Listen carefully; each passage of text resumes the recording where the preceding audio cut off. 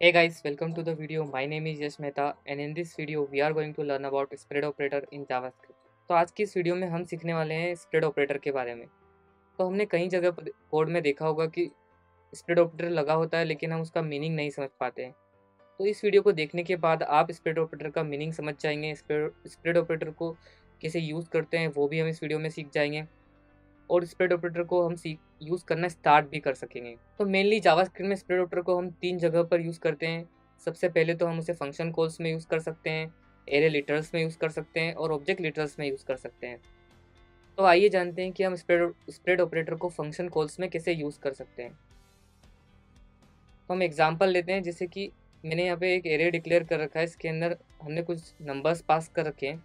अगर हम चाहते हैं कि इस एरे में से हम एक मिनिमम एलिमेंट निकालें तो हम वहाँ पर मैथ.मीन फंक्शन का यूज़ कर सकते हैं, लेकिन हमें उसमें ये numbers one by one pass करने पड़ेंगे। अगर हम ऐसा लिखते हैं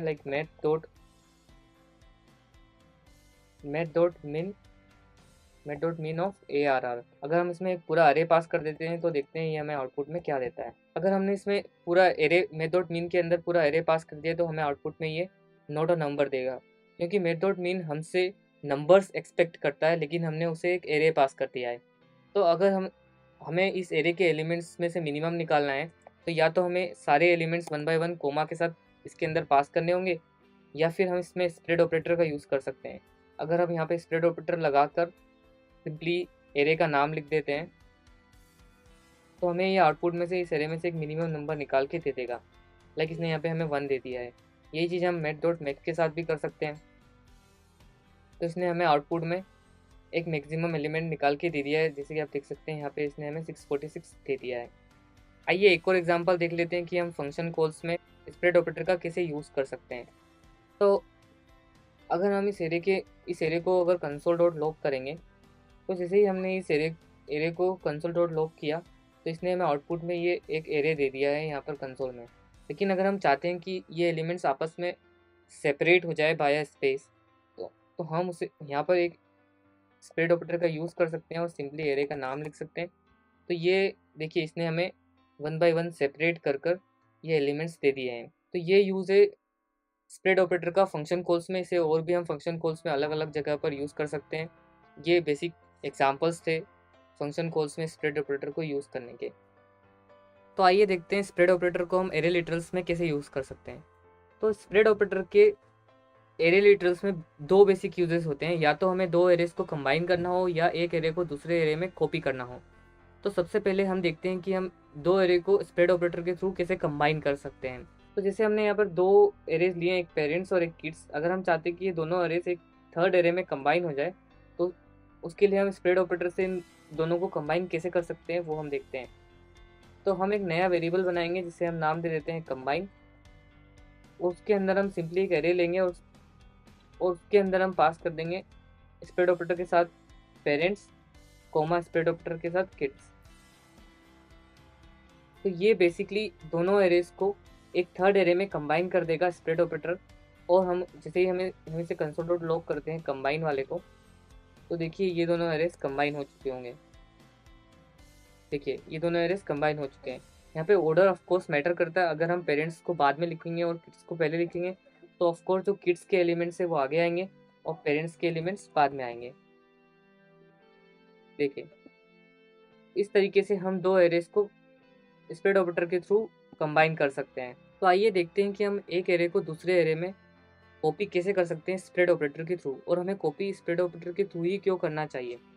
तो हम जैसे यहाँ पर एक नया एरे बना लेते हैं कॉपी, और उसके अंदर हम डायरेक्टली अगर असाइन कर देंगे ओरिजिनल्स वाले एरे को, तो अगर हम प्रिंट करेंगे कंसोल डॉट लॉग कॉपी, तो ये हमें ओरिजिनल्स वाले एरे को प्रिंट करके तो दे देगा, लेकिन मेमोरी में ये कॉपी इसी वाले ओरिजिनल्स वाले एरे को ही पॉइंट कर रहा होगा।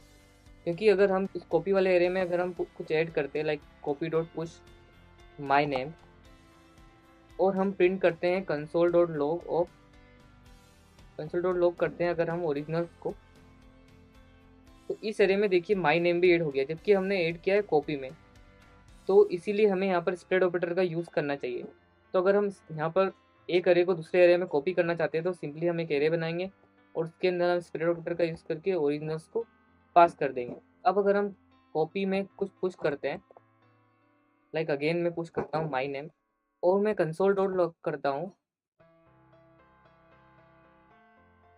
ओरिजिनल्स को, तो देखिए इसमें माई नेम ऐड नहीं हुआ है। और अगर मैं कंसोल डॉट लॉग करता हूँ कॉपी को, तो देखिए इसमें माई नेम ऐड हो चुका है। तो इस प्रकार से हम दो एरेस को कॉपी करने में भी स्प्रेड ऑपरेटर का यूज़ कर सकते हैं। तो हम देखते हैं कि स्प्रेड ऑपरेटर का यूज़ हम ऑब्जेक्ट लिटरल्स में कैसे कर सकते हैं। तो हम एक एग्जांपल लेते हैं। हमने यहाँ पर दो ऑब्जेक्ट्स बना रखे हैं, एक मेन कलर्स और एक एसएन कलर्स। अगर हम चाहते हैं कि हम इन दोनों ऑब्जेक्ट्स को एक सिंगल ऑब्जेक्ट के अंदर कंबाइन करें, तो वहाँ पर हम स्प्रेड ऑपरेटर का यूज़ करेंगे। तो उसके लिए हम एक सिंपल एक नया ऑब्जेक्ट बनाएंगे जिसका हम नाम दे देते हैं कंबाइन, और उसमें हम ऑब्जेक्ट वाला नोटेशन लगाएंगे और इन दोनों मेन कलर्स और एसेंट कलर्स को हम स्प्रेड ऑपरेटर के साथ कोमा करके उस ऑब्जेक्ट में पास कर देंगे, लाइक दिस। तो हमने जैसे ही इन्हें यहाँ पे ऑब्जेक्ट में पास किया, कंबाइन वाले ऑब्जेक्ट में दोनों ऑब्जेक्ट्स कंबाइन हो चुके हैं। जैसे ही हम कंबाइन वाले ऑब्जेक्ट को अब कंसोल डॉट लॉग करेंगे, तो आप देखेंगे कि ये दोनों ऑब्जेक्ट भी इस कंबाइन वाले ऑब्जेक्ट में आ चुके हैं। आइए एक और एग्जांपल देखते हैं। तो ऐसे ही अगर हमें दो ऑब्जेक्ट्स को कंबाइन भी करना है प्लस हमें नई प्रॉपर्टीज़ भी ऐड करनी है नए वाले ऑब्जेक्ट में, तो हम वो भी स्प्रेड ऑपरेटर के साथ कर सकते हैं। जैसे हमने यहाँ पर एक लायन नाम का ऑब्जेक्ट बनाया है और एक ईगल ऑब्जेक्ट है। अगर हम इन दोनों ऑब्जेक्ट्स को कंबाइन भी करना चाहते हैं प्लस एक नई प्रॉपर्टी भी ऐड करना चाहते हैं, तो हम वो भी कर सकते हैं। लाइक मैंने इस हाइब्रिड वाले ऑब्जेक्ट में एक नई प्रॉपर्टी ऐड की है नेम, प्लस लोयन और ईगल ऑब्जेक्ट को भी इसके अंदर ऐड किया है। अगर हम इस हाइब्रिड वाले ऑब्जेक्ट को कंसोल डॉट लॉग करके देखते हैं, तो आप देखेंगे कि इसके अंदर नेम प्रॉपर्टी भी आ गई है प्लस लायन और ईगल वाले ऑब्जेक्ट्स भी आ गए हैं। तो इस तरीके से हम स्प्रेड ऑपरेटर का यूज़ ऑब्जेक्ट लिटरल्स पे कर सकते हैं। तो इस वीडियो में इतना ही। अगर आपको वीडियो पसंद आई है तो प्लीज़ लाइक करें, शेयर करें, सब्सक्राइब करें और नोटिफिकेशन बेल को बजा दें ताकि आने वाली वीडियोज़ की अपडेट्स आपको मिलती रहे। Thank you.